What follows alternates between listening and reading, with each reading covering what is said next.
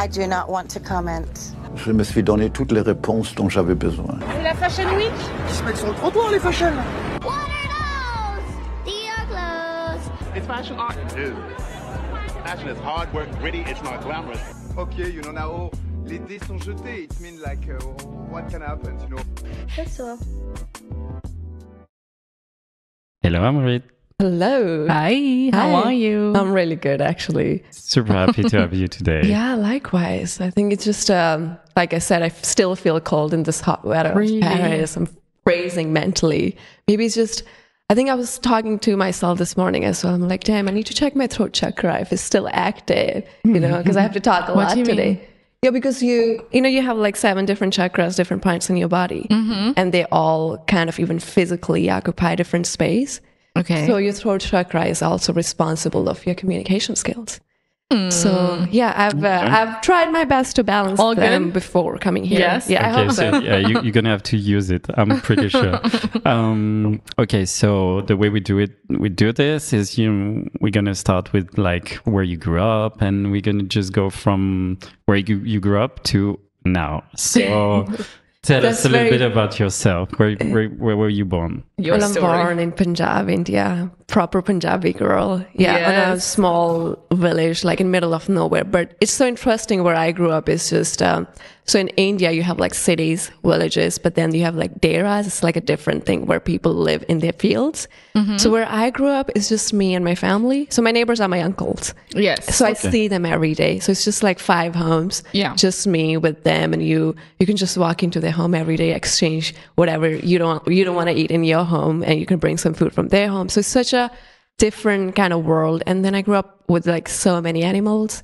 So I feel like part of my connection with nature and my own sensitiveness to sometimes that I'm not a city girl, and I'm always seeking this thing about where can I go and escape, and in nature it just all comes from where I grew up with my sisters who are as crazy as I am. And but just a nice environment. But it's funny though, because every culture have different kind of world to that you get introduced when you're born, right? So for us, even in my home, like I said, my father, there are like 8 of them, and he's the last one in the family tree, the youngest one. So my father had 3 daughters. So it's like I have 2 sisters. And this notion about, okay, you have 3 daughters and you don't have any son. So when, let's say, when I was born, it's I've been told that my aunties were crying. Oh no! Yeah, right. Yeah, because you want a boy. Yeah, inside your right. door, I mean. That's so. Are you the last, first, second? Yeah, I'm in the middle. Okay. So when I was born, and I have another sister, and then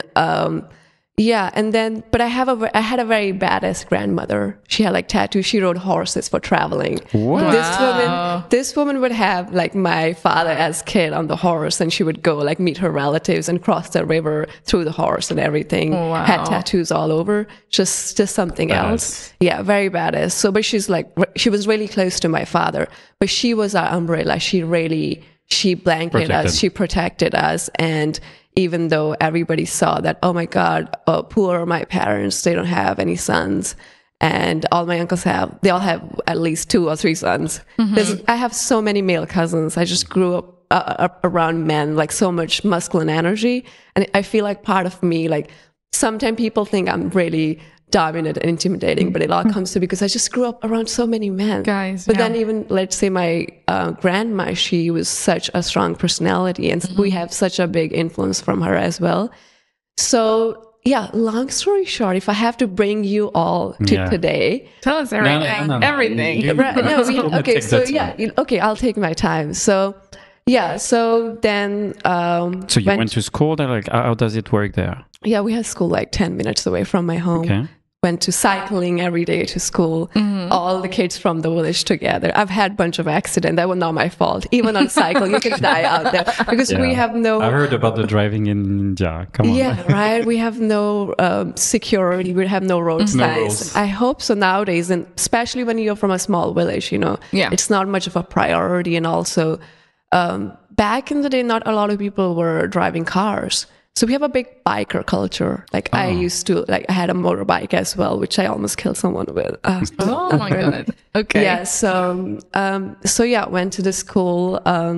was always really creative into my own world of art. And my father was a musician, but he gave up that like pretty early. So there was kind of this influence from both my parents. My mom's really sweet, the sweetest lady on this earth has to be my mother. And, grew up in a very spiritual environment as well. I must say I'm one of the minority group in India. We have 1.4 billion people. And from that, 1 billion people are Hindus and almost 300 millions. It's all growing are Muslims. And then we are barely maybe 30 plus million people. So it's a very small minority, but very compared to to everything else, to the grandiose scale of the country and the culture. But that's the beauty of it. So much can coexist in that little bubble of even spiritually, because I feel like, and sometimes I say that spirituality is sort of a discovery of India in so many ways, because it's so much aligned with your everyday task. You do so many things slowly. People wake up really early, like my parents in my home. They wake up with the sun, they go to sleep with the sun. So it's just so much aligned with the natural elements. It's really beautiful. That's why they live long. Like my grandma lived really, really long. So I went to the school, was doing music back then. I did classical Indian music for 8 years on the stage, saying mantra called Kirtan. On the stage, served in temple as well with my sisters, and it feels like a different lifetime, I guess. And and then I was always into like fine arts. I always wanted to do fine arts, but there's not even a museum next to me. It's not. This is a privilege here. Paris to me was that's the Mars to Elon Musk. That's what it was to me. And I was always interested in art. Two of my cousins were doing art, but they never pursued it because there's no realistic opportunity that really, come from it. And I think culturally we are very much, I think when we think about even to go into a field of study that can benefit you financially as well. Of course. So it all comes down to science, medicine, law, tech, IT, we're really big in that. So just big on tech. All the CEOs now, like in they're all Indians, right? They're all Indians. True. Shout out to Aryabhat who invented zero, right? Yes. But I kind of had no choice to kind of really go to science school. What was the closest city to your house? It's Kapurthala, it's the district, but to go to university or / college, because a lot of college or university are all in the same building. I had to travel 2 hours every day to go take 2 buses, almost 3, to study science. I was doing non-medical as a field where you do mathematics, chemistry, and physics, and then you moving on, kind of choose your major of what fields of science you want to go into. Do you want to go into mathematics? You want to be, in chemistry, physics? So you're in science, and after you choose like the specification. Then you have to do dedicate 3 years of your life to one particular field of studies. Okay. So it's really intense. But I remember we were almost nearby our exams. It's like our exam starts tomorrow, and we were still not finished. We had these books with 500-600 pages, which we had to finish every few months, and then so on, like so many volumes, just so much. The study system in India is really strong. Very good. Yeah, it's really good. I won't recommend, but it's good. If you're not serious about school, dedicating, if you're not serious about school, don't go there. Come to Europe. This is the place. That's why I'm here. So so went to science school, and so what about fashion? Like back in the days, like did you have any sense of fashion? No, we did have FTV, the fashion TV, right? Of course. I watched it times to time. It's funny nowadays, it's the people I work with. And then I was like, oh, who are all these people, like these designers? And, but not even a thought, ever. No. So science. Yeah, art, science. Art back in the day, because, from your own community, you feel you are indoctrinated in a way that, hey, you can't really make a living from art.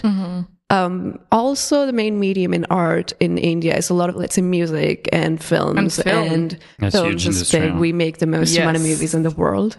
Yes. And poetry as well. But I feel like, especially being a woman, to have those kind of dreams, it was you're not taught to have those kind of dreams in those kind of places, because you don't have anybody to look up to. So even with music, I feel like me and my sister, we were one of the first ones to play in the temple. And nowadays there's a lot, it paved a way, it broke the ceiling. But there's so many places that I feel like women just sort of, even internally, sometimes they're really fearful to walk into those spaces. So it's very subconscious kind of limitation as well. Like not said, but it's here. Like the limitation for women, that's what you mean? Yes. Okay. I'm saying, to the point that sometimes they themselves are afraid to try, to open that, to kick that door, not even open, to kick that door. Because, there's so much pressure from society. And then, the whole idea about being a housewife and looking after the family, and you have a assigned role that you have to kind of go with, and that's just how you lead your life. While I would say my grandmother was really different. So me being here, part of that is the blood, that the soul, the energy that she's given all of us, and me and my sisters as well. So so I went to the science school, but I don't know. I feel like in my third year, not even first, second, I spent so much time in like chemistry lab. I've seen people burning their coats with putting wrong solutions. We've done we've seen everything. And but I feel like I reached a point that even to ask myself, like, hey, what it is that you really want to do, And I feel like when it comes to having a strong passion about something in your life, it's always gonna like come back and chase you, and one day it's gonna take over. So I was really happy in a way that I still had the ability to listen to that voice and then follow it. So I'm like telling my parents, like, hey, I want to do art, I want to go to Paris. Nobody's taking me seriously. And so a lot of like young people, they migrate to, let's say, Canada. It's a very first destination for especially like a lot of Punjabi community, because you don't feel homesick. You don't feel, because there's so many Punjabis there. Kind of like the third official language of Canada right now is Punjabi. So it's a big population. So you don't feel any cultural shocks and all of that. Softer. So it's that. But for me, I feel like French culture, I have so many French family members. A quarter French from like my mother's side as well. So I've had French family member living in India, like going from here. A lot of my nephews, and they're like blonde kiddos going to Indian schools. What? And learning like Punjabi, learning the native language. It was really fascinating view for me as well. It was very pumping. But for me, it was like, damn, this is the time that I should make the switch. I need to see what's on the other side of my life as well, because when you are in your teenage years, especially in India, that in a lot of, let's say, smaller communities as well, your life and the map of your life is designed by other people, especially as a woman. So you're expected to get married by 20, 22, have babies, moving on. That's and the then road. You spend 50, maybe 60 years on this planet and you die. And for me, I think from the jump, it was not the path. And It was not the plan. shout out to my parents. They knew and they pushed. They pushed to me and even my sister to be as unconventional as we could be. I think it's the beauty of having the kind of parents I have. That's rare. It's really rare. In every culture, I mean, in every culture, I would say it's really rare. I have friends who come from different countries, even in like on the West, I have so many friends and they want to do different things in life, but you have a pressure, you have something also. A bar is set and you have to live up to that. Or otherwise it's very easy that you can be considered a failure and not given a second chance. And as a woman, that's, your chances are even lower than I would say, 1%. So, yeah, so even doing music and serving in the community, me and my sister, we were always regarded high, respected, well in the community as well. And, my father, my parents, they do a lot of community service. So, they're really, really well respected in our small little world out there in Saiflabad is my little village. And so then I told my parents, no, I want to go to Paris. I have some cousins here. So it's like, hey, because then I'm like, maybe I want to go to the hostel. Or maybe I will just live with the families. A lot of the time for the safety purpose, they're like, no, just go live with your cousin. And so I applied to the art school, got in. Wow. That too was Paris College of Art. It's in the 10th. Used to be Parsons like before. Okay. But that too was really interesting because I was almost like I dropped out from my science stuff. Then I took some time. I did another diploma in economy and history just to finish my school and everything. And then you in reach India. In India. Okay. And then you reach a point like, hey, you really have to realistically ask yourself, what kind of life are you going to choose now? You're reaching your your teenage years and in your late teenage, and soon you'll cross the bridge to adulthood, the earlier 20s, and you might not be given so many choices also to be reckless. So if you want to be reckless, this is the time. Because this is when you can get away with a lot of mistakes. Yeah. This is when you can start again. Yeah, it's you can not still affect start. you. And I feel like you can always really start at any age, but it all comes down to that you're still cocooned by your parents, your loved ones.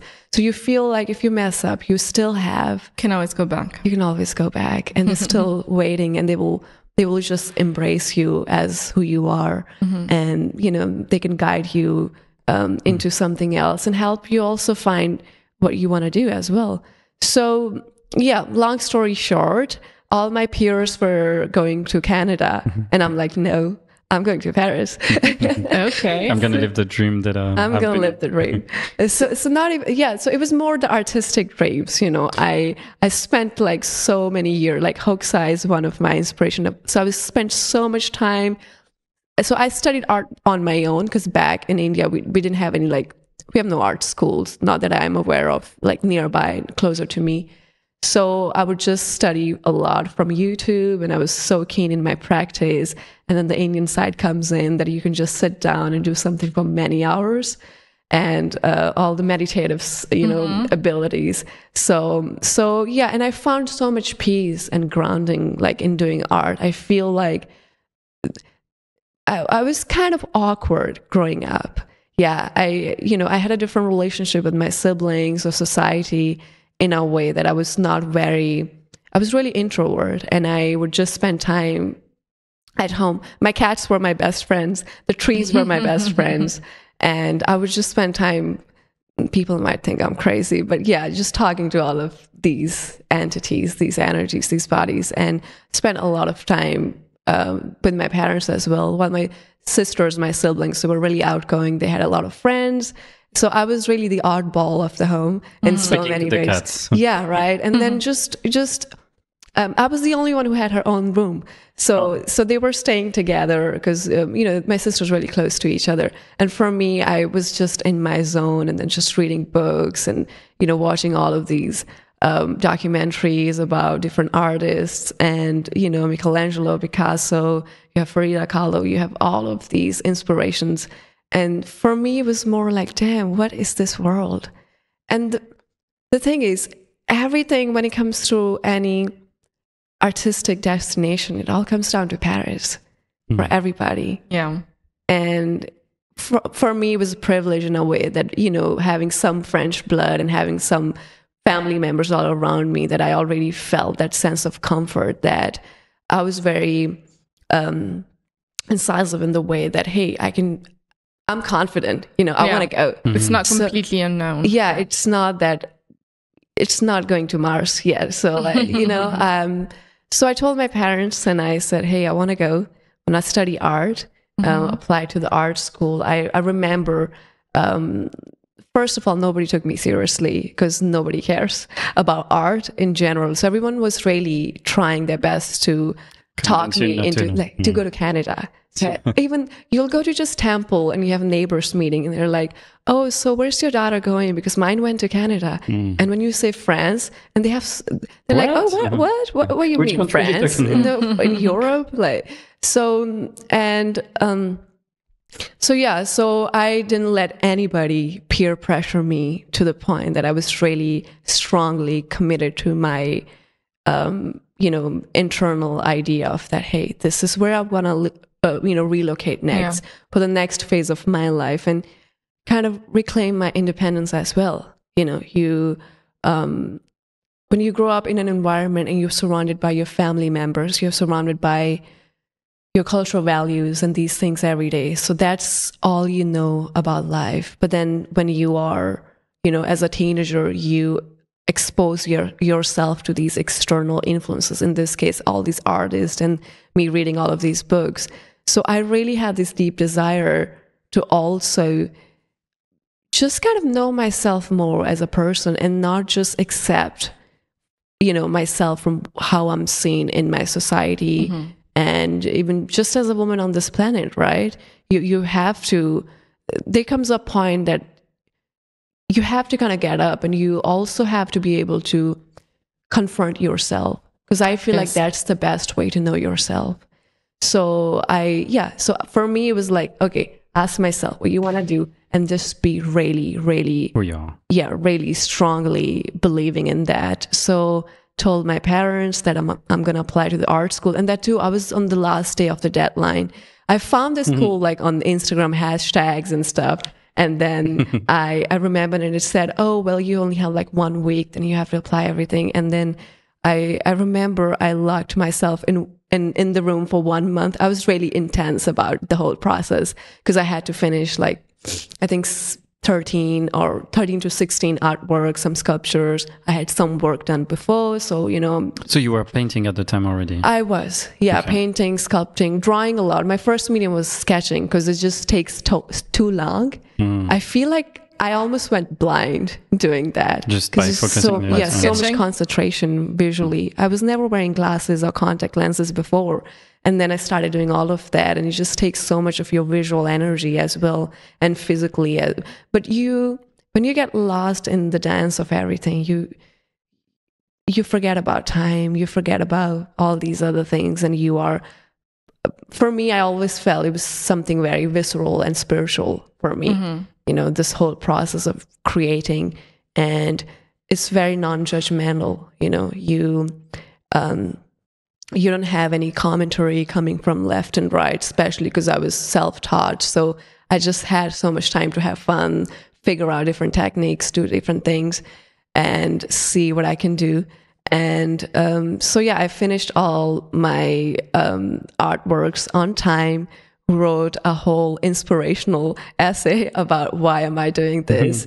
And so I got a call back and did an interview with a teacher from the school, got in, took me 6 months to do my student visa. Shout out to my father. We would take buses because India gets hotter than this. Yeah, of course. And we would take bus to like these different cities to get all my paperwork done. And it was such a process. He was such a warrior to really back me up and my will and follow sort of, because I was leading the way, it was my dream. And to have that strong support from your parents that they're willing. Also, they're willing to at least support even if they don't understand. So I feel like that's huge. Yeah. So for me, I just find it so beautiful. Like me coming here, the way they've planted different seeds in my journey. I always say I owe it all back to them because even they gave so much freedom to express myself to, let's say, my sisters, because that's not the case for everybody. Like I have cousins, they all have different upbringings. So yeah, my parents really were the cornerstone, that set this big building that I'm on the chimney right now. And so yeah, I applied to the art school, got in, packed my bag, and came to Paris. Wow. How was the money situation, if you don't mind me asking? Oh my goodness, money situation is real. So, you know, in Punjab, majority of the people are farmers. Yeah. So we own lands, we do farming. It's seasonal crop wise. You grow grains, mainly wheat and rice, sometimes mixed with corn, sugarcane, and you have, like, once you harvest, you make money every 6 months. And it's not salary based. But then we have dairy farm as well, so we have like our own cute little cows. And so no, my parents really struggled so much financially, but they never let us feel that it's a struggle. They never let us be affected by that, right? Yeah. That's the parents' magic. Really? So no, the only reason I'm asking is because it's a trip. It's still like a journey. Like you're moving out of home. You're going to Europe. You have to settle here. You're alone. So it has to be. Yes, and then €1 is equals to almost 88 rupees, and then you convert from the other side. It's a lot of money. Yes. So even for me to come to this art school, we had to sell family land. We had to like borrow money here and there. So it's a real investment. Shout out to my temple for supporting my crazy dream. So they supported as well. And then I came here, but I was staying with my cousin. So my cousin, he plays a very big part in my story. And so he was the one who was supposed to look after me. And so, I stayed with him in the beginning because modeling was not in the scene. Not at all. I did not come here to be a model. What art is that when I was young, I remember maybe 17, and I was teaching a lot of underprivileged kids all around because art was still like my passion, but I feel like I needed to plant these seeds in other people, in other kids as well, so they can also see in future that it's realistic, that it's not just this unreachable hobby thing that nobody believes in. So, so I was working with like maybe almost 10 kids coming to my home every day. I was tutoring, I was teaching, helping them with their exams. And we had this fun activity, like in the end, I would make them water all our plants. So you learn that nature connection as well that I felt. I feel like there's so much joy in giving and sharing things that you find so much joy in as well, and especially introducing those concepts to kids as well.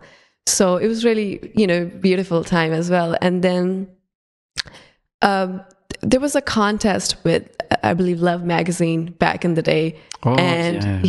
So they were scouting different people. They were getting winners all around the world. I remember and I think the cover was supposed to be shot by Kendall Jenner. I didn't remember that. Yeah, it was a long time ago. I was a baby back then. And so me and my sister were like, she was on social media, like on Instagram, we were talking about it, and she told me, hey, there's this thing happening, and they're taking people from all around the world. And so for me, we were just having fun. So let's just post a photo of me and just, tell my story, where I'm from, what I'm doing in my life, and at this current stage of, where I'm at, just where I'm at in my life. And so I remember posting, and then I heard pretty quickly back, and then they were interested in like having me as one of the winner because it's 20 people, I believe. But from India, you can't just get on the plane and go to America. We need visas, and it takes a long time. So I couldn't do that. But from that, I remember agencies, they found me and they wrote me and they said, hey, the agency were searching in the hashtags, the right? hashtags too. Yeah, of course. They were looking for people. And so I fell into their hunt, and I got all these different messages from different people.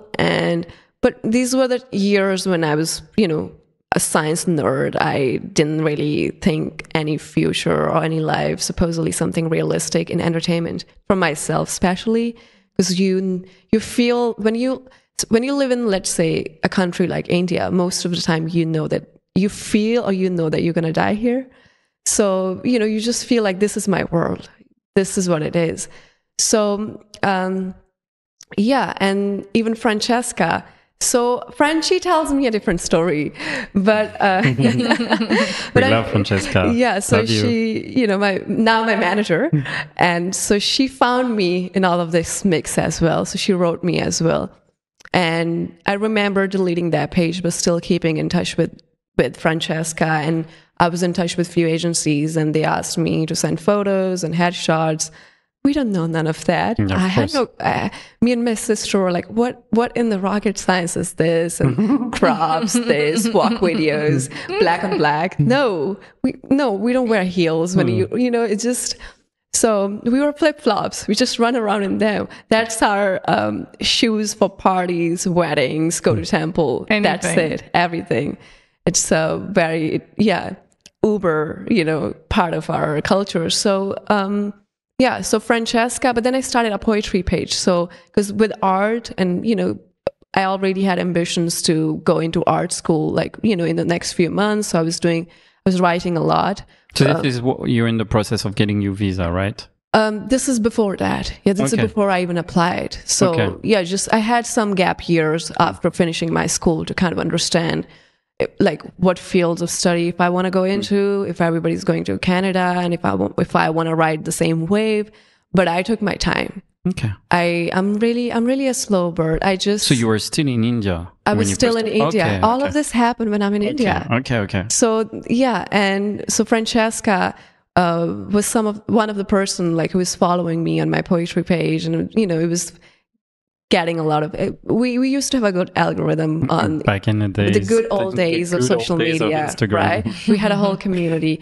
A lot of my now, even after these years, my closest best friends, they come from that space. Yeah. And these are the people I interact with still. And so Francesca saw a photo of my eyes only. She tells me that she never saw my face. Mm-hmm. But she was so, I don't know, she had some instincts about something. She got instincts. Yeah. That's for sure. And she had some vision about me as well that I never believed in. All of her talents. She has a vision for all of her talents. Yeah. And I never really put so much focus on the beauty aspect because I'm really skinny, a tiny person. And India also have a lot of different beauty standards. And I grew up I was really tomboy because of all those cousins. I have so many male cousins, and I was really influenced by that whole environment. And so I never really thought about any of this. So not even a thought. So when Francesca gets to me, I was like, nah, first of all, this is a scammer. So I don't trust her. Because how do you even explain that to your parents or your family members or your loved one? Oh, somebody from social media reached out to me and she said they want me to be a model. you want to be a model in Europe? No, nobody believes that. People have never heard of that. So it was really, so I was part of that mix. So I didn't believe anything she was saying. I was not buying it. So I took my visa. We were still in touch. And we did some phone calls, but we never did video chats or anything. And because I was really not interested, my main motive and my mission to come here was to be an artist and, just create. And it was such a privilege for me to be able to pave that, pathway for myself, having my supportive parents, and I feel like energies, everything aligned for me in a very sort of, it was sort of serendipity in so many ways, my whole journey, especially when it starts from Paris. So I came here living with my cousins and would go to my art school, and Francesca came to see me. In Paris? Yeah, flew from Milan by herself. See, she is really passionate. This woman, yes. She is really passionate. I admire. She never gives up. She never. And it just... such a strong personality. She's she's kind of like my second mother. I feel like I talk to her more than I talk to my mom. I love my mom, but with her, I just love to listen to her. She's my bedtime stories. She's my favorite song. She's everything. But then even Francesca is a big influence in me growing up. And because she's watched me being a teenager, to growing up, and then ending up here in my early 20s, and then going to art school And then she came to my art school, and then she saw me and she screamed, and I was so insecure. I'm like, shit, this woman is coming to see me. Can I cancel? Can I say that? I don't know. She knew that if she had flew you would have canceled. I think that she knows that. So that way she came to Paris, so you were trapped. No way to escape the meeting, you know? She's coming to my art school, right? Okay. Where did you even escape? All you know is your art school. So she came with flowers in her hands, and I remember my art school teacher, she was there, and Francesca was really giving her passionate speech, be like, oh, look at her. And my teacher was so protective of me. She's like, no, it's my student, don't take her. And so then we went out, she took me out to like eat something, we had a conversation. I think the next day she rented out a studio to take my first digital. I had no idea what digitals are. And she's like, just bring something from your home. And I had all this I was in my gypsy hippie era, and I had all these funky outfits, like pink tops, green bandanas. And then it's like fashion is really like black on black. Yes. You have to put on a tank top, and very conventional. Nowadays it's changing, which I really love. We're finally able to see our real, true colors, our personalities, and just how we kind of express ourselves in our style as well. So then we kind of mixed something. She took me to Galerie Lafayette. She bought me like the Saint Laurent shoes that I was dreaded and crying, because I'm like, no, this is the most painful thing, because I'm a flip-flop girl from India. I was not to Saint Laurent. Yeah, that's a long ride, right? And I had never even worn sneakers before. So I was like, no, just what is this? Like, can we just do it bare feet? No. It's like, no, you're already tiny. And it's odd, this whole concept about being tiny as well, because in India I would be considered tall. Yeah, of course. So, I'm almost making 5'7", and then in India that's considered above average, because women have a lot of men would be my height. Like a lot of my cousins are as tall as me. So I'm the tallest in the whole family, and then you ended up here, and you hear different things. So you're like, what is this? Like, who am I? What's happening? And so she did the digitals, and I went back to the cousin's home. But me and my cousin, we had differences in opinions. He's been living here since a long time. I think he's lived here more than he's lived in India. So, but he's got his own issues, and we had our own conflicts. So I got kicked out with no money, with nothing in Bondy, out of every place. Okay. Yeah, right. All those funny areas, the Ponton, all of that good stuff, a lot of good food. And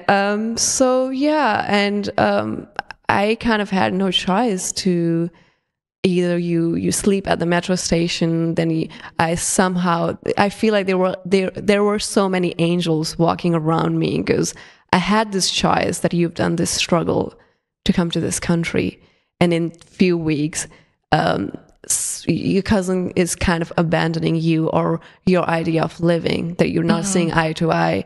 And if this is me fighting for my freedom again. So, hey, like, do you now go back to India? Because, I spoke to my family, like, in between all of them. They're like, no, just come back. I'm like, no, I'm not coming back. I did not get here to come back. So, I was in a very sort of odd position internally, I would say, because where something like that would make a lot of people panic. Yeah, they would break them. I was really laughing at my situation. I'm like, shit, okay, this is what it is. So, because I always had this very strong intuition about Paris. I don't know what it was. I always felt like that, either I'm going to meet someone, or either I'm going to end up somewhere. But I feel like that city really is going to play a big part in my story. I remember I used to write letters to Paris. I was so romantic about this whole thing.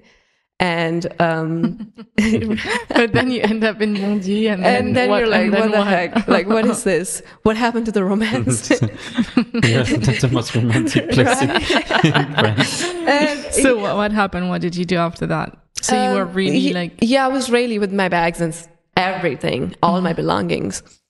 came to this place belonging. It's hard to even say that belongings, because even financial reasons, I came to Paris with 5 bills of 20 euros, 100 euros only in my pocket, and that's it. No bank balance, nothing to back me up. And I was really grateful for that, for my parents to, set me off with something like that. Felt like a blessing. And then, you kind of see that once you get out of the 4 walls of your home, sort of your safe space as well, a whole different world opens up. Mm-hmm. And it makes you question yourself. It makes you question also the reach of your dreams, your goals, and even that intuition. But like, oh, you thought something really good is going to happen in Paris, and now you're here without home, no jobs. What are you going to do? So I, somebody, shout out to whoever it was, gave me 2 metro tickets. So found my way from Bondy, came to my school, started couch surfing with my school friends for like a couple of days. And Francesca went back like a few days before, so she was still checking with me, like, what's up, what's happening? And I'm like, shit hit the fan, like, I don't know what to do, because I was still really hesitant in that whole sort of funky environment of doing digitals. I was still very unsure. Mm-hmm. That it could be a thing, like a real thing. Yeah, it could be a real thing, because I never really followed fashion like that. So many things I had no freaking clue. Mm. So couch surfing, and I remember like the first day I went to the school and the teacher is saying, oh, you have to go buy all of these art supplies for tomorrow's class, and I have no money, and I'm like, shit, what am I gonna do? I'm, being Indian, you feel a type of way asking people, like, you came to a new country, you don't want to be perceived as a needy or anything as well. So I was really protective of that, about myself and my values as well.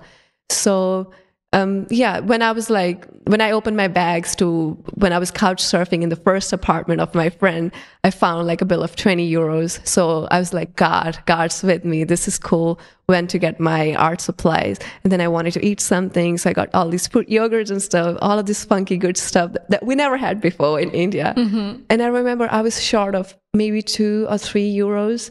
And I was so lucky to the point that a random person paid for everything. I didn't even need to use that 20. Mm-hmm. So I don't know. It's just so many good things, these affirming things aligned. I feel like these were bricks to, my pathway that, hey, you should just stay here and see what happens. Signs. So I had all these symbols that I really trusted. Then, Francesca knows about what's happening. She calls me in Uber. I go to Silent Paris, the best agency in Paris, the most incredible people in the world. And they saw this teeny tiny girl walking in a freaking, I think I had like a velvet pink shirt, if I remember, and a bandana. Like, what was I thinking? But I had my sense of style. I always do, but I shapeshift. I'm a chameleon. So they saw me even though I was not tall. And coming from a whole different culture, back in the day, I didn't even know that, hey, as a colored person, this journey is even tougher, right? It's even harder. So I was still in my ignorance is bliss zone, and I had no clue what's happening, but I kind of went with the flow. And I feel like when all of that happened with the family, getting kicked out, all of that, and I felt like, okay, this is the time I have to take this opportunity, because this has been chasing me for a few years now. Francesca has been in touch with me, and she always made clear that I will be here whenever you feel ready. So I felt like, okay, now let's just go. What am I losing? Nothing. $20? That's all I have. So it just, something really aligned in the star, right place, right time. Fashion was finally, now that I know, was opening up to a lot of people of color as well. It was right after we had When moved. was that? This is 2020, like late 2019. But I started working in 2020 pandemic. And so I did a casting, few of them, in between going to my art school, like doing my classes. I remember the first time you came at my casting, you had your like little things with all your drawings and things. Yeah, my sketchbook, right? I even have like one drawing that you left. Oh, really? Yeah, you better keep that. Yeah, That's for the museum. That's why I kept it. You're like this word billions, like the billion club, Like right? the billion. Maybe trillions club. So yeah, and in the beginning it was a funny situation because you have school that you have to commit to as well. They really don't care about fashion or anything. So I have the school and I'm telling them, hey, I'm gonna go to casting. I'll come back in 10 minutes. 10 minutes, that's ambitious. Right? No, but that's me having no clue what I'm walking into. That explains my innocence, where I actually come from. Thinking, oh, in 10 minutes, it's just nearby, in and out.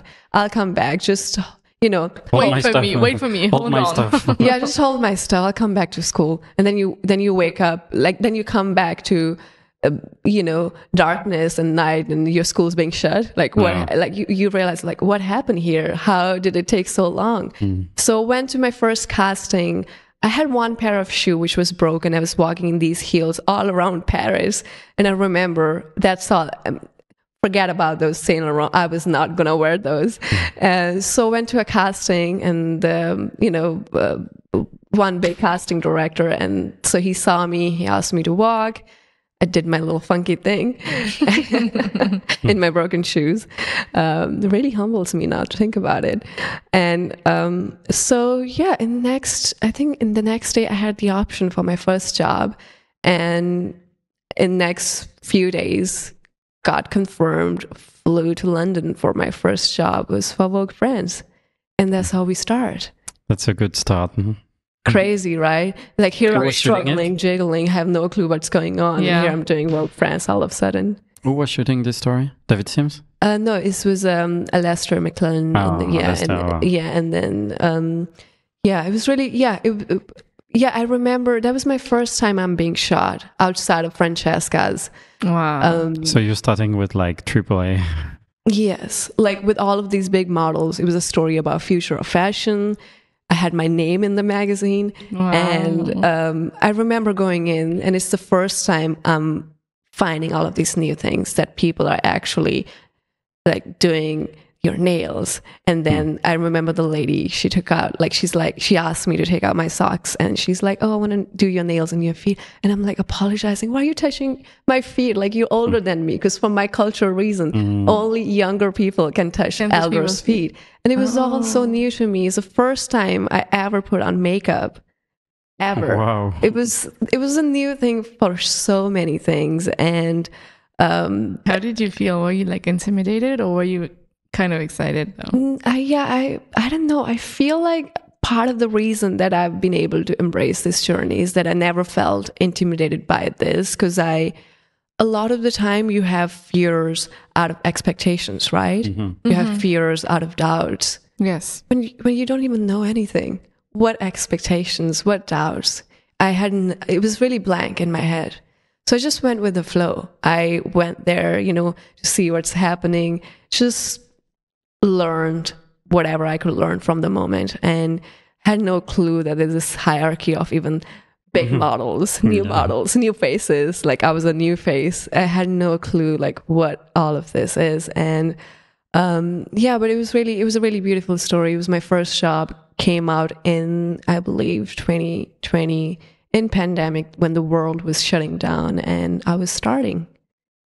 Yeah. That's the black and white pictures, no? Or it's other ones? It's the one I have denim. I think Alberta Ferretti. Yeah. Look on me, and just me being like a biker, Oklahoma. So it was really nice. But it's such an odd thing to see yourself in magazines. I feel like once that experience passed by, the intimidation part came later for me, because I always had this hard time, because having even the poetry page, doing art, I always felt seen through my work. And I felt like that was something I was really internally comfortable with, And so now you have to see your face in magazines, and you have to post it, you have to show it to the world. And then it was really, I was like, damn, so this is what I'm going to be doing now. Like, the cat's out of the box. So this is my life now. But something that was really healthy, that I didn't let that take over me in any negative light, that I started embracing all of this. Because even in my school, in my art school, I was just exploring performance art. So, and I've spent many years on stage doing the, kirtan, the classical musics, and singing the hymns. And so for me, I started embracing this part also, the part of that performance art, just to see, just to feel, just to know yourself, and allow yourself to know a different side of yourself. Like, don't get in the way, don't resist. So I feel like for me, I had to approach it from a spiritual point of view, for my own sake. Because it's a very big world that, that kind of opens up for you overnight. Like, I started with a job that a lot of people still dream about. They haven't done it. They've been here for years and years, and they'll probably never do it. So it's really hard. I'm really grateful it happened in the way it happened. And that being my introduction to this fashion industry. And so I approached it in a very, that whole thing about, like, I had to confront myself, I had to talk to myself, and I had to really check myself in so many different ways that, okay, this is how it is, and just go about it slowly, peacefully, observe, learn, embrace. And if there will always be things that are going to disturb you from now on. So now also know that you have to be ready for that too. This is not a cocoon. This is not your parents' home. This is not the community backing you up. You're not shielded and guided here, but out of your own. This is a dangerous place, though. It's like lots of things can happen that can hurt you, like psychologically or stuff like that. We've seen it with lots of girls, and boys too. Yes, and there's no cocoon, like you were saying, Yeah, and you can't really prevaricate yourself from the reality of what it is. You can't close your eyes to that and think you'll reach nirvana. Like, no, it's not going to happen. So it demands so much awareness of yourself. But I was at a really beautiful sort of a second phase of my life, even spiritually. We say that this is even chemical biology, that, your cells regenerate every 7 years. So this was my phase of, like, being in, 21 and going through a different and new journey, and just embracing it and see what's ahead of me. But just be ready in my brain.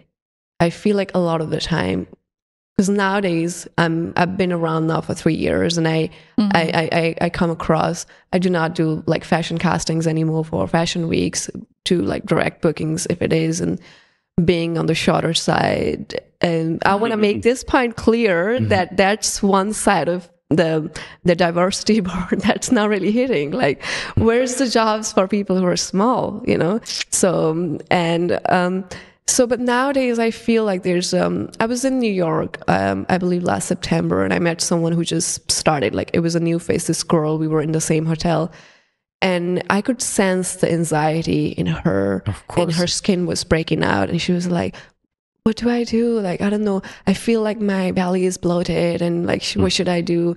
Everybody's going to see me and they're going to form their opinions. No, you can't start from that point.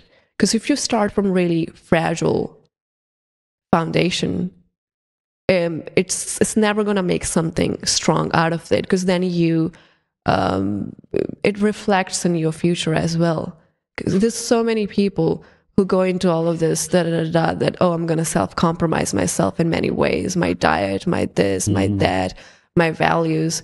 And it's just a compromise, whatever gets me jobs. And then you reach a point that modeling sometimes comes with a timeline. If you don't rediscover yourself, if you don't rediscover your talents, there comes a point that you feel like, shit, my well is empty now. What do I do? And that's when the negative. That's a situation for a lot of people in the industry.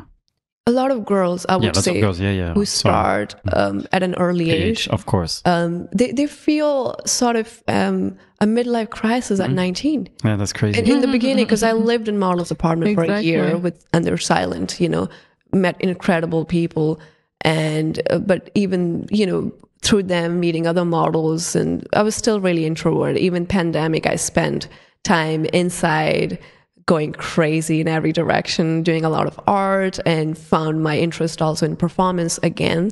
And but even from that, I would meet girls who started at early age. Maybe back in the day, I think a lot of people could start at 14.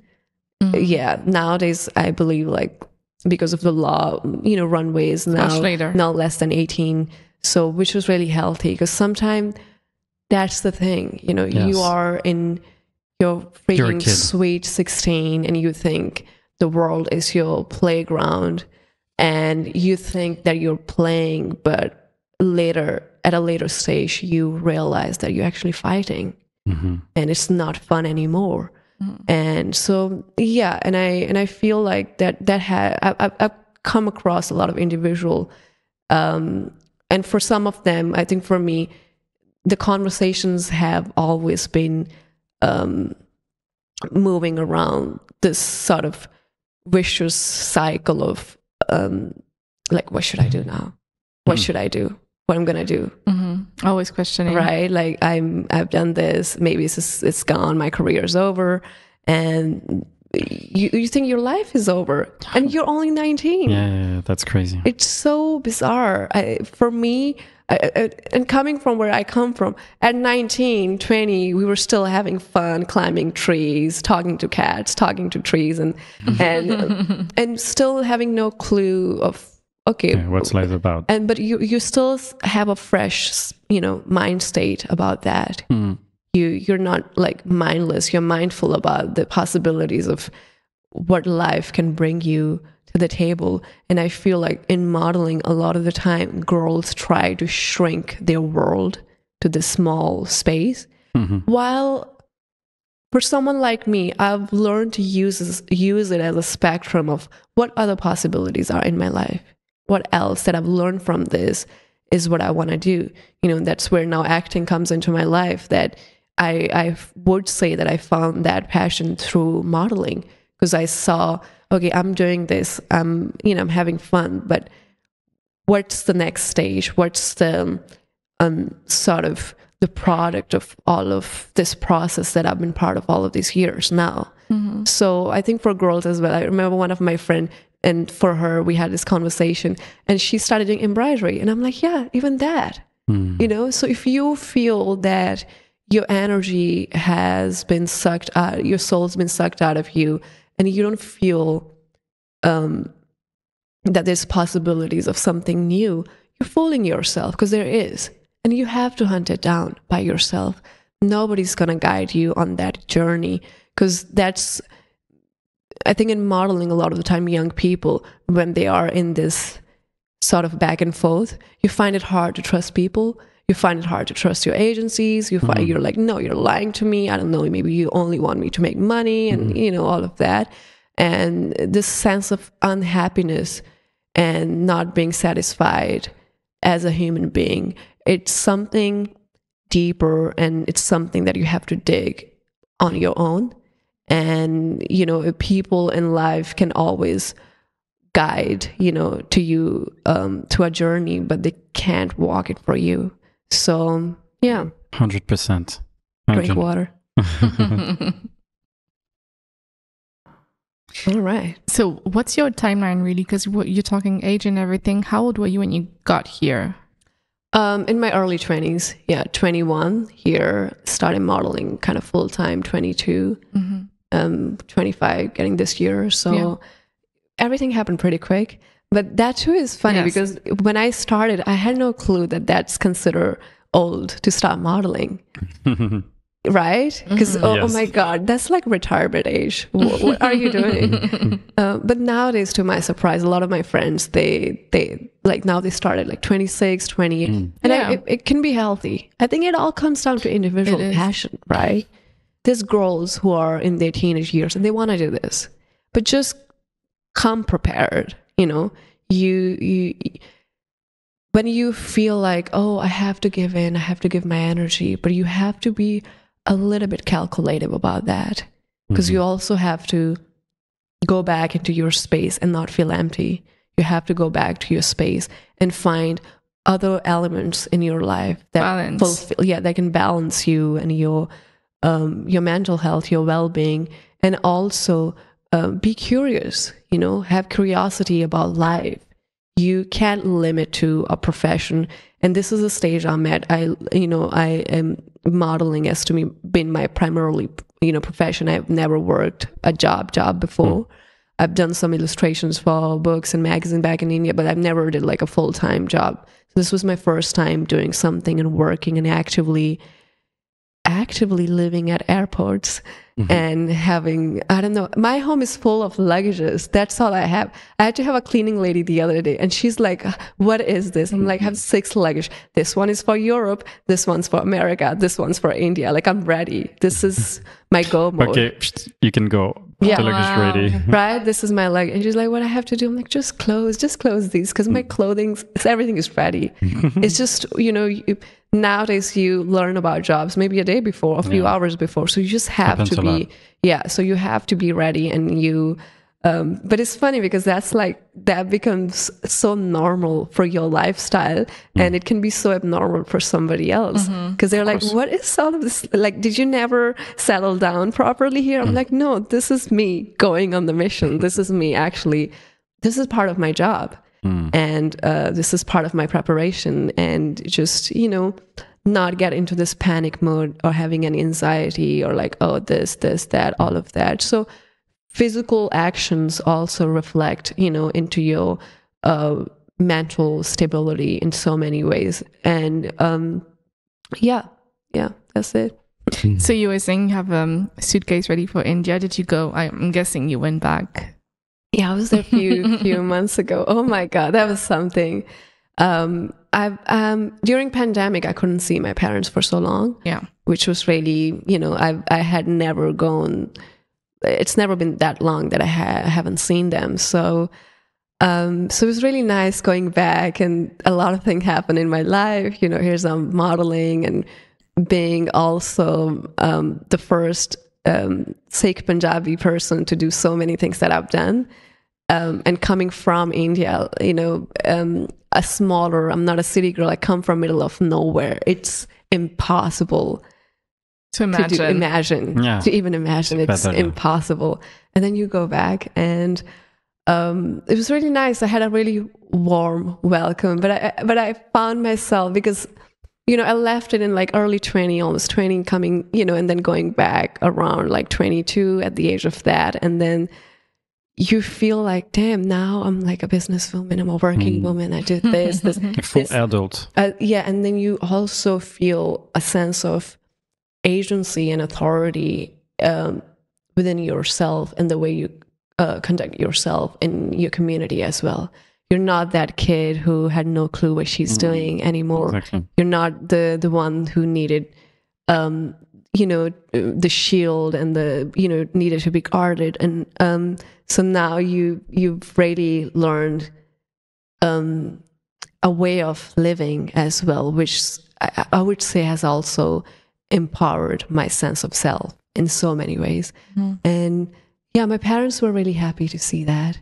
I feel like they had always expected the best more than I did. If I tell them, oh, this option's not working, they must be praying and saying, oh no, you're gonna get it, right? They are really positive souls, and like monks, they're really empowering. And so it was really nice, going back. And then but now when you go back from leaving India with 100 euros, but going back with, all this financial gains that you've earned from your hard work as well, I think for me it was also very eye-opening to the point that when we were kids, me and my sister, we had this sense of charity, like whatever money we would have, or like we were singing at temple, like sometime you get some money, and then we were always like helping other people. And I remember sometime we would have aunties shushing us, be like, no, but that's not your money, or let's say that's your parents' money. Why are you giving it to other people? And it's like, do it the day you have it. And so now going back and think, like, I feel like I felt so much joy and peace in my first few days when I went for the first time after like starting doing fashion for a year, that damn, so we can make things happen here now, right? My role here is not limited to sort of the girl child who's in her 20s and she's gonna marry, have kids, and be a housewife, and it's a very assigned social sort of role, and so for me it was like, damn, so this is showtime. Let's see what's happening in the community. I mean, we've always been involved with my parents, and we so also being Punjab being like the more, it's a space where agriculture is flourishing, and then we have climate change now, we have global warming, and we also have unethical ways of farming. We have big problems with deforestation. So for me, just going and meeting community members and all of these elders, so it's really beautiful now to like learn and now to work with them. So now, like since last year and a half, I started a foundation called Dharat, which means earth in Gurumukhi foundation. So we're working a lot with like, how can I serve the community with all the things we're doing. So we've done, like by now with my father, because he stays there, so we make programs. The Gurdwara, the temple, helps us to organize everything, and there's all of these volunteers and community coming together to how to be better ourselves, because I am really internally deeply still living in the place that I lived as a kid, and it pains me to see like now there's trees around, and just a lot of things has changed. This is the age of industrialism. Things are changing. The villages are becoming cities. Things are changing in very drastic way. So it was just more about that, how can I help, and how can I sort of understand what's my role here in the community as well. And with fashion, not only you have the financial gain, you also have a platform. Yes. You can be the voice for people. And so it's really interesting. But another funny thing is that, because when I then went to India for the second time is when we shot my Vogue cover at my home. Yeah. And this is the funniest experience ever, because I still think about it. First of all, you can't find my home on Google Map. I live in the middle of nowhere. So I remember we were supposed to shoot this story here in Paris. There was a lot of talk. I had done my first Vogue India cover here, but this time for me it was also this idea of using this opportunity that, hey, I'm gonna bring you to my home, my culture. I want the world to see my world. And so I remember when the production came and they were like texting me, and they're like, damn, we don't know, like where's your home, we can't find it, and we don't have house numbers in our village. It's something else. It's so funny. But you can find people by names, but there's so many people with the same name. So how and then you have to say, oh, maybe next to this tree, or do you see a green home? 6 homes after that are like so it's like very funny, like very innocent way, there's a simplicity where I come from. It's so beautiful. I appreciate it more now than ever when I've seen more than 30 countries in the world, and I'm like, damn, what's there? It's so pure, and it really it's not oversaturated by all this other external voices, opinions, or wherever the world is going. And so and then I remember my father's on the scooter, and I'm like, no, I have to like find these people. So like we set off, and I called them that, oh, we're gonna meet you like next to this pharmacy. And so I met them, brought them back to my home. Then we went to like see locations all around. And then, we shot for 2 days. And it was so funny situation because this is my work as well, right? I'm not just having like fun and stuff. So I had my uncles and aunties peeping from their rooftops. Like, what is going on here? Trying to get into our homes. Like, they wanted to be in the story. They have no clue it's a story. That's the funny part, right? They have no idea what I'm doing. They don't know like Chanel Prada. They have no... Yeah, it's blissful out there. It's peaceful. So yeah, and we shot for 2 days. All of these production people came to our home. My mom's like making chais after chai, like a lot of tea, Indian tea. It's bang on. It's really good. And but something that really struck me to this is that after I finished 2 days of shooting, and then of course my uncles and aunties were finally allowed to come back to our home. And I think the first thing I remember hearing is that, oh my God, your work is really hard. It's not easy. You've been working so hard from morning to evening for the past 2 days, and we've been watching, we've been peeping. We're being sneaky, right? We were there. You didn't see us. We were there.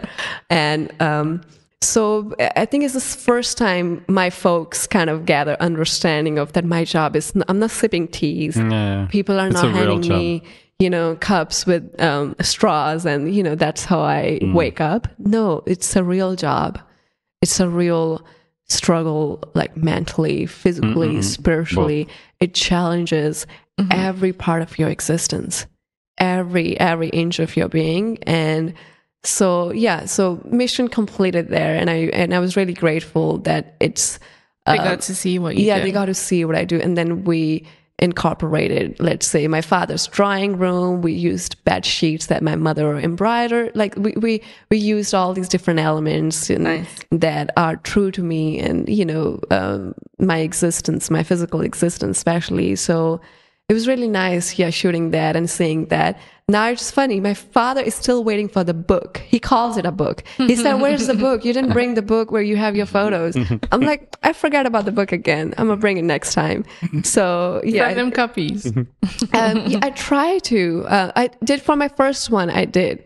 It's still a book to them. So he's like, oh, I have that other book. And he's like, where is your name? I'm like, it's the one with the big letters. So it's something we do, let's say, for my, I take a lot of joy in my identity and from my name as well. Like Amrit means immortal, and my father named me. And I feel like that's first introduction to who I am. And nowadays I own it more than ever.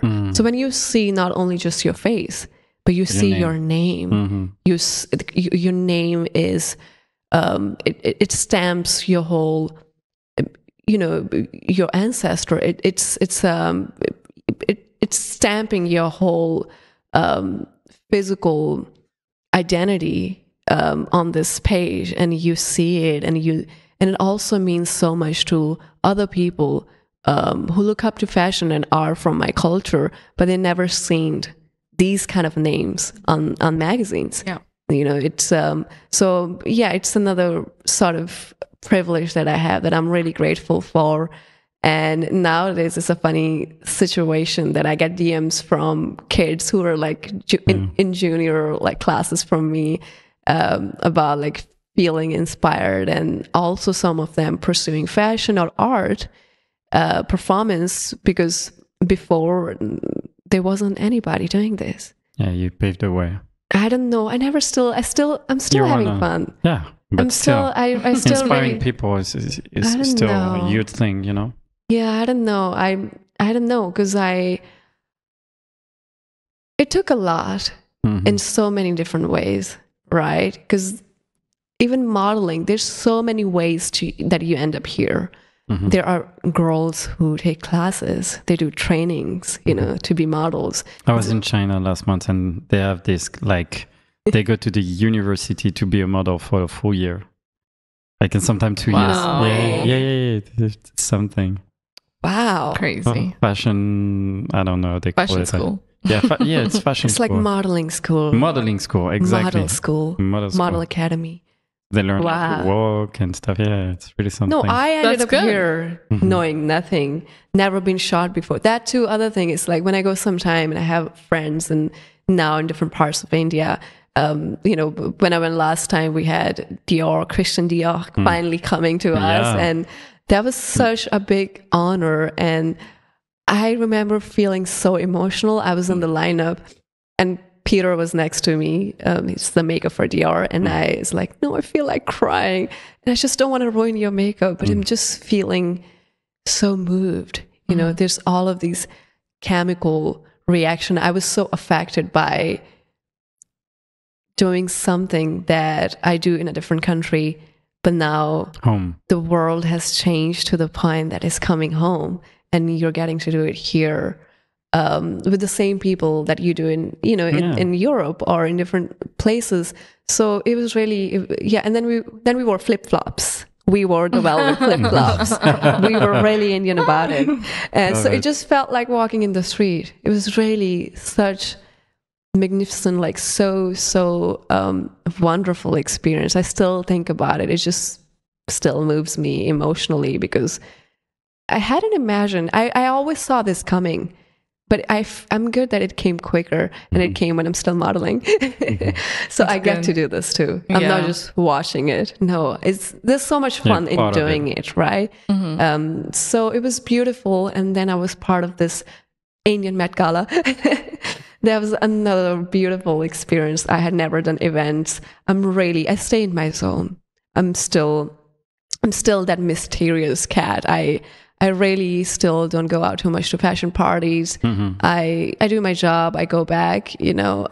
So for the first time, I was allowing myself to embrace this new journey as well, this new experience, and just see, you know, whatever you see here. You get to see all of these Bollywood celebrities and these big actors you grew up watching. It was so surreal to me, just even, and you're out here dancing with them now. Like you're talking to them, and I think that was the time I kind of realized, damn, I've done something in my life now that because every time I go in India, I still feel like that kid from the village. I feel like I will always be feeling that my whole life, and that's the beauty of my experience. That I'm unable to forget where I come from. It's just so hard for me to remove all of that from, you know, my existence or my way of thinking, my way of being, and you know, and I keep on delving into the deeper layer of that more and more. The more I'm like growing in Asia as well, I feel like all of that means something stronger to me now. And so yeah, it was really beautiful. I remember going to Starbucks in India, and this happened just like 2 days after this event. And I'm like, okay, whatever, with my glasses on, you know, just reading my books, and two girls, and I'm like, what in the world? And they came to me and they showed me like my photo from my first day, because I was in every blog ever, because people had never seen me, because I had never worked in India as a model. My whole fashion journey started here. And they were like, oh, is this you? And I'm like, no, what do you mean? And so in India, the whole, you know, the spectrum of even entertainment is really grandiose. It's really big.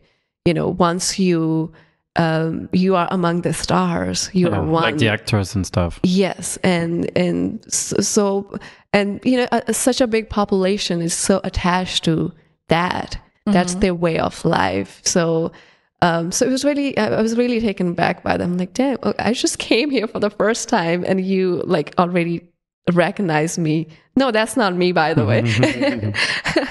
So it's really nice, but I still always feel like that I enjoy my privacy the most, to be among people, especially to pursue art, you know, to pursue the poetic language of life. I always want to be taking my metros. I always want to be you know, walking into crowds and just not have anybody attacking me, not have anybody even recognizing me. I am the first one to say no when people show me, if they see me in public, on my billboard, or even family member, no, that's not me.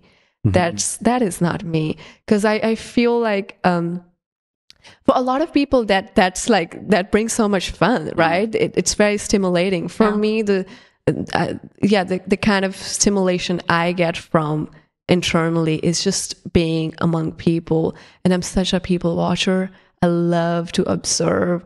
I love to I'm really deeply, like, I'm really sensitive to life in general. So I just love knowing, seeing, feeling what's going around me. And because even now I've been studying acting, something I've learned that is such level of awareness that you have to walk into, and that's the only way to do it. You know, acting demands such honesty. There's no cheat codes. There's no shortcuts to performing from a profound space that also reaches other people.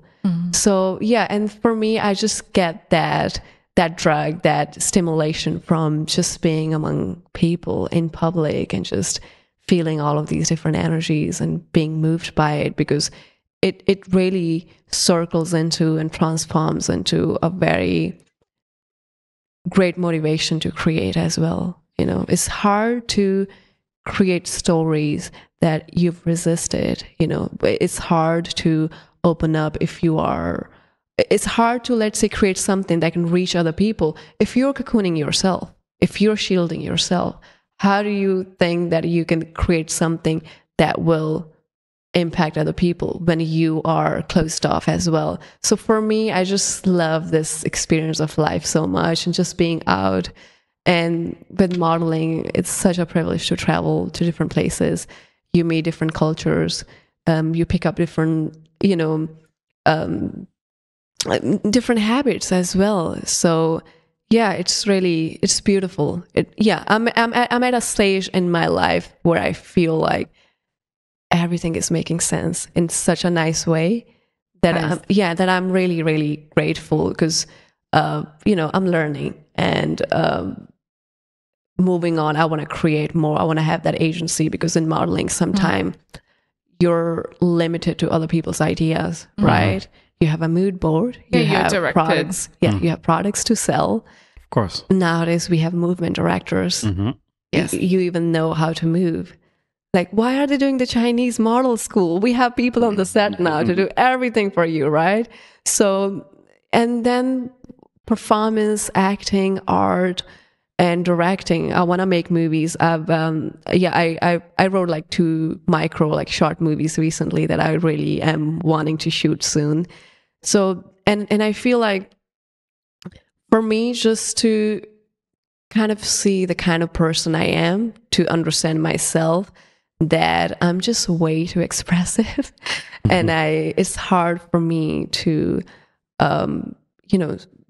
sort of accept a final line. I'm way too curious about life and in life and creativity and creating, that modeling has now allowed me to see myself in films and, directing, telling tales, telling stories, and also those stories that are happening all around when I go to these different countries, when I, or where I grew up as well. We still don't know. People still don't know, much about my community. People still do not know, like, Sikhism is a religion. So it's just more about that. How do I create something that really opens up a world I believe in, and I continue to believe in?